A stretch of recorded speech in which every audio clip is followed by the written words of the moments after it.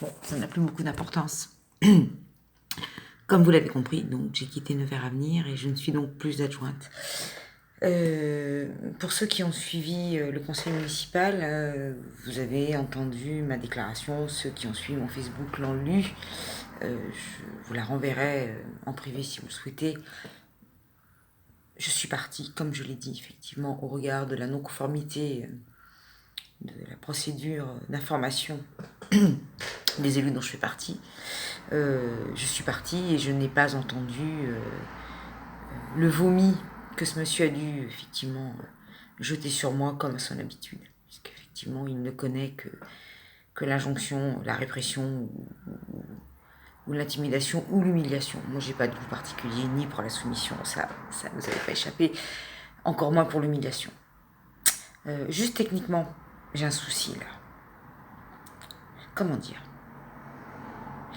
L'histoire de la construction de preuves par des agents, etc., je le savais. Ça confirme effectivement ce que je dis sur le mode de management qui est maltraitant, voilà, violent. Et puis ça pose un autre souci. Je trouve que c'est assez indigne de la part d'un employeur de se comporter de la sorte, de la part d'un maire, d'aller voir ses agents pour faire des témoignages contre une élue. Ça sent un peu le coup fourré quand même, excusez-moi l'expression un peu triviale. Et puis surtout, ça pose une question réglementaire. Vous n'êtes pas sans savoir que les agents territoriaux ont un devoir de réserve. Donc ce monsieur qui, de son métier est avocat, demande aux gens de rompre leur obligation de réserve en effectivement témoignant et faisant une série de preuves. Bon, voilà. Je ne reviendrai même pas sur le détail, juste pour vous dire que les commissions, pour la petite histoire, on m'a demandé de ne pas aller à certaines parce qu'elles abordaient des sujets de financement d'associations que je préside ou que je vice-préside, ou auxquelles je suis très attachée. Vous avez bien compris que je suis une femme d'engagement et d'attachement. D'autres, je n'y étais pas parce que j'étais à Dijon. D'autres, parfois, je n'y étais pas parce qu'elles ont été programmées au dernier moment, parce que c'est une grande spécialité municipale depuis cette nouvelle gouvernance. C'est ordre contre ordre, voilà. Modification intempestive et tout à fait imprévisible et ingérable des emplois du temps, des réunions, des dates, etc. Voilà. Pour ce qui est du CCAS, écoutez, j'ai démissionné il y a déjà plus de 2 ans.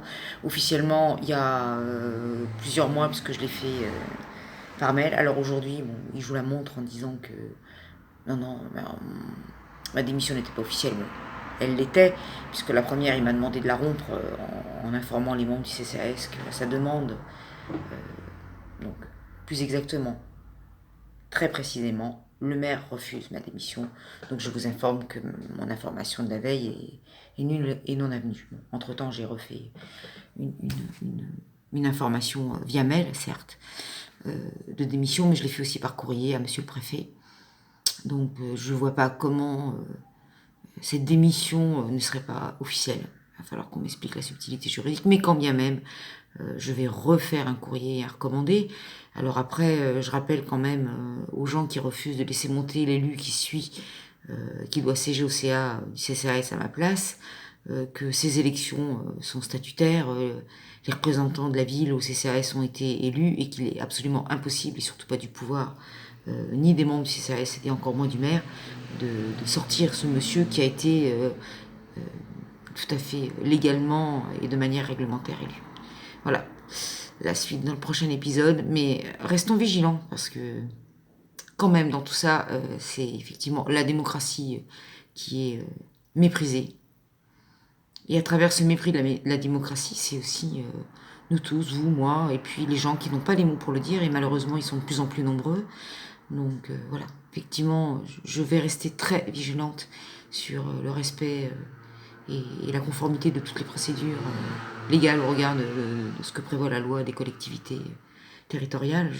J'informerai, je solliciterai également monsieur le préfet et je m'engage à évaluer effectivement le bilan social de cette équipe municipale qui, voilà, sans nul doute, est en très grande souffrance. Quand je parle de l'équipe, je parle des agents. Bon, ces élus, je dirais, qui sont du côté des gouvernants, donc je peux pas être courageuse à leur place. Et puis s'ils ont un goût particulier pour la servitude volontaire, je les invite à lire le traité de la Boétie ou l'éloge de la fuite ou le principe de Peter qui est assez intéressant sur le niveau d'incompétence de chacun et ce qu'on est prêt à accepter pour occuper ce niveau d'incompétence. Voilà.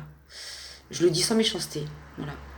Simplement, c'est pas mon problème. Par contre, ce qui est mon problème, c'est le statut de ces agents qui sont malheureux, malades pour certains, 13% d'augmentation d'absence. Je vais affiner mon diagnostic. Il se trouve que oui, c'est aussi mon métier, l'évaluation et la prévention des RPS. Donc, je vais être extrêmement vigilante et je m'engage à faire ce qu'il faut pour remédier à ces problématiques parce que effectivement dans une société privée, dans une entreprise, il y a très longtemps que la médecine du travail et la CARSAT leur seraient tombées dessus, excusez-moi, à bras raccourcis.